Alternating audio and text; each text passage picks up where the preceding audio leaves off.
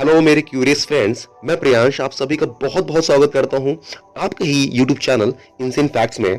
दोस्तों, आज का वीडियो बहुत ही इंटरेस्टिंग होने वाला है। मैं आपको इंसेंट रैंडम फैक्ट्स के ऐसे सफर पर ले जाने वाला हूं जहां पर आप बिल्कुल भी बोर नहीं होने वाले, बल्कि आपको ये लगेगा कि यह वीडियो थोड़ा सा और बड़ा होना चाहिए था। सफर में हम जानने वाले हैं कि क्या सच में चंद्रमा से the great wall of China दिखता है। एस्ट्रोनॉट्स जो स्पेस सूट पहनते हैं, उस स्पेस सूट की कितनी कीमत होती है। क्या कोई इंसान इतना लकी हो सकता है कि वो दो बार एटम बम अटैक में जिंदा बचे हैं, और आज की तरह कि लॉकडाउन टाइम में ही की थी आइजैक न्यूटन ने ग्रेविटी की खोज। चलिए अपनी कुर्सी की पेटी बांध दीजिए और चलते हैं इस शानदार सफर पर।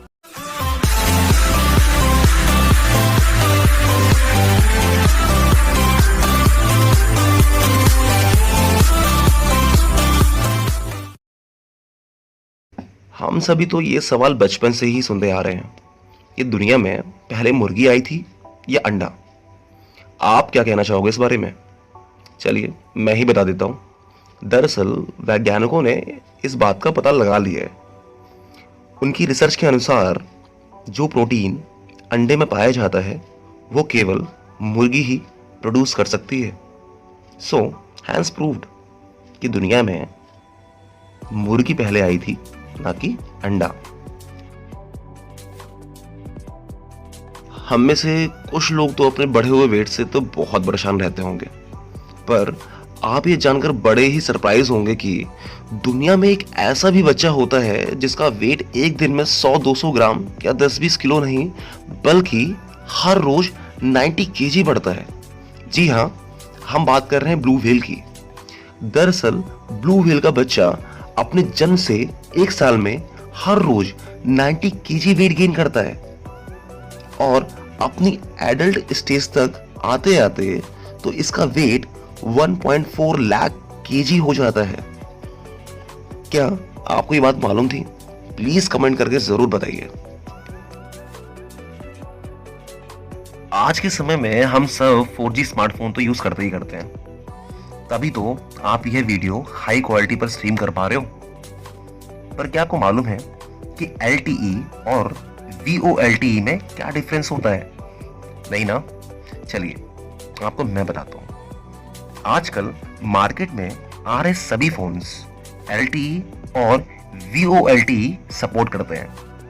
पहले मैं LTE के बारे में बताता हूं आपको। LTE का फुल फॉर्म होता है लॉन्ग टर्म एवोल्यूशन। इंडिया में पहली बार एयरटेल ने LTE नेटवर्क की शुरुआत की थी, वो भी 2012 में। एक्चुअल में LTE को आप 4G ही कह सकते हो, पर इसमें एक कमी थी कि जब भी आप इंटरनेट यूज कर रहे होते हो और उसी समय अगर आपके नंबर पे कॉल आ गई तो आपका इंटरनेट कनेक्शन चला जाता था। फिर इस कमी को दूर करने के लिए VoLTE टेक्नोलॉजी मार्केट में आई। VoLTE का फुल फॉर्म होता है voice over long term evolution. इस टेक्नोलॉजी के साथ आप अपने फोन में बात करते करते भी इंटरनेट आराम से यूज कर सकते हैं। यह टेक्नोलॉजी सबसे पहले रिलायंस जियो लेकर के आया था 2016 में। फिर इसके बाद सभी नेटवर्क कंपनीज इस टेक्नोलॉजी का यूज करने लगी। जैसा कि आपको मालूम है कि अंतरिक्ष में पहने जाने वाले सूट को स्पेस सूट कहते हैं। इस मोटे से स्पेस सूट में हेलमेट और ऑक्सीजन मास्क ऑलरेडी फिट होता है।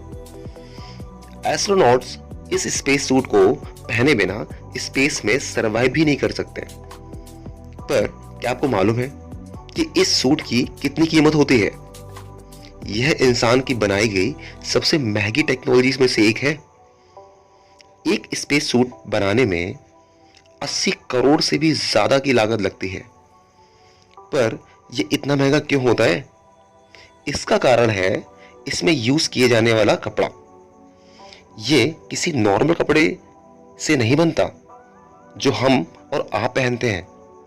यह एक ऐसे स्ट्रॉन्ग मटेरियल से बनता है जिसे हार्ड अपर टॉर्सो कहा जाता है। और जैसा कि मैं आपको लास्ट वीडियोस में बता चुका हूं कि अंतरिक्ष का टेम्परेचर -270 डिग्री सेल्सियस के अप्रोक्स होता है, और ये मटेरियल ऐसे ठंडे टेम्परेचर, हानिकारक किरणों और स्पेस में प्रेशर से एस्ट्रोनॉट्स के शरीर को बचाने के लिए परफेक्ट है। इस स्पेस सूट में लाइफ सपोर्ट सिस्टम के साथ साथ लिक्विड को पीने और यूरिन को डिस्चार्ज करने की भी फैसिलिटीज होती हैं। है ना अमेजिंग? हमने ये तो कई बार और कई लोगों से सुना होगा कि the great wall of China इकलौती इंसान द्वारा निर्मित एक ऐसी चीज है जो कि चांद से भी दिखाई देती है। चलिए आपको बता देता हूं कि यह बात बिल्कुल 100% झूठ है, मिथ है।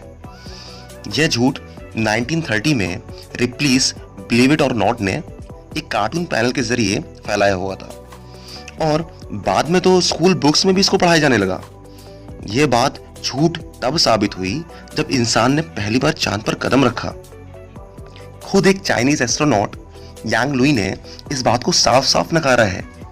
हाँ, यह बात अलग है कि हमारी पृथ्वी की लोअर अर्थ ऑर्बिट से pyramids, great wall of China और स्टैचू ऑफ यूनिटी दिख जाते हैं, पर चांद से ये तो सोचना भी मत। तो अब से आपसे कोई बोले कि चांद से the great wall of China दिखाई देती है, तो आपको बड़े ही आदर, सत्कार और सम्मान के साथ में यह बोलना है कि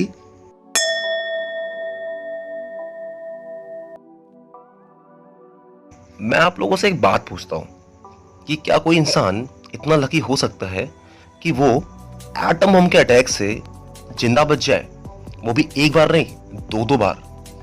जी हाँ, ऐसे ही एक इंसान थे जापान के सुटोमो यामागुची। दरअसल 6 अगस्त 1945 में सुटोमो यामागुची को हिरोशिमा भेजा गया था एक बिजनेस ट्रिप के सिलसिले में, पर उसी दिन अमेरिका ने हिरोशिमा पर एटम बम अटैक कर दिया और इस अटैक में यामागुची के हाथ और चेहरा झुलस गया, पर वो इस अटैक से बाल बाल बच गए।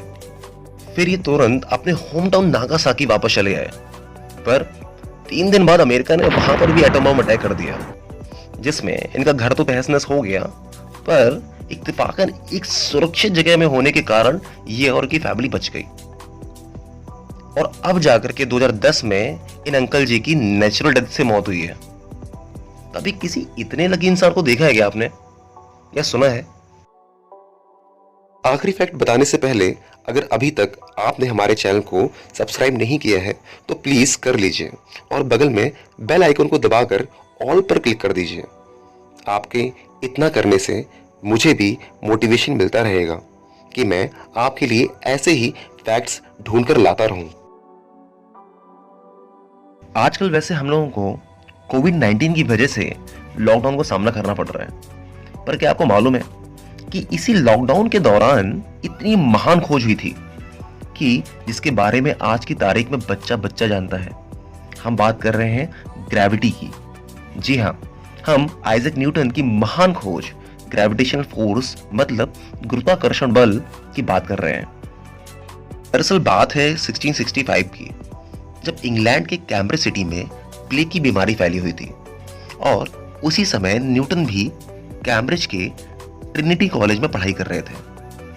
न्यूटन और उनके सभी साथियों को प्लेग से बचने के लिए घर भेज दिया गया। न्यूटन अपने घर जो कि वोल्सथ्रॉप में था वापस आ गए और वो एक बार अपने बागीचे में एक सेब के पेड़ के नीचे बैठे हुए थे। तभी एक सेब उनके सामने आकर गिरा। तभी उन्होंने गौर किया कि वो सेब बाएं, दाएं या ऊपर क्यों नहीं गया।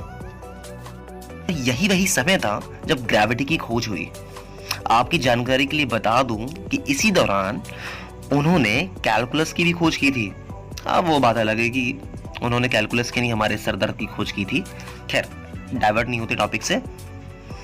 जिस कॉलेज में वो पढ़ते थे उसी कॉलेज में वो 3 महीने बाद प्रोफेसर बन गए। तो इस तरह से न्यूटन ने अपने लॉकडाउन को यूटिलाइज किया और हमको तो लूडो, कैरम, टिकटॉक, नेटफ्लिक्स से ही फुर्सत नहीं मिल पा रही है। तो दोस्तों, आज का हमारा सफर यहीं खत्म होता है। मैं अगले हफ्ते फिर से आपको ले चलूंगा इसी तरह के अतरंगी फैक्ट्स की दुनिया में। तब तक अपना और अपनों का ख्याल रखिए। धन्यवाद।